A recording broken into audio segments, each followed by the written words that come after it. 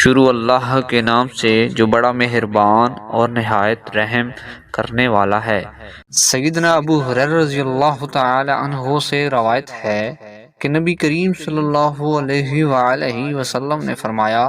جہنم نے اپنے رب سے شکایت کرتے ہوئے کہا، اے میرے رب، میرا بعض حصے کو کھا رہا ہے، لہٰذا مجھے سانس لینے کی اجازت دو۔ اللہ تعالیٰ نے اس کو ہر ایک سال میں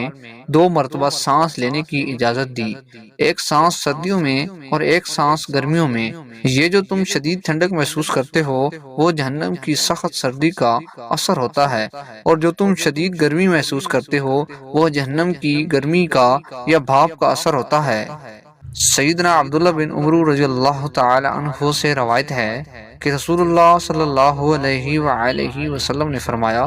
زمین و آسمان کے درمیان 500 سال کی مسافت ہے، اس کے باوجود اگر ایک بڑے پیالے یا کھوپڑی کے برابر پتھر آسمان سے زمین کی طرف گرایا جائے تو وہ رات ہونے سے پہلے پہلے زمین پر پہنچ جائے گا، لیکن اگر اسے زنجیر کے ایک سرے سے نیچے کی طرف گرایا جائے تو وہ اس کی اصل یا تہہ تک پہنچنے سے پہلے 40 برسوں تک چلتا رہے گا۔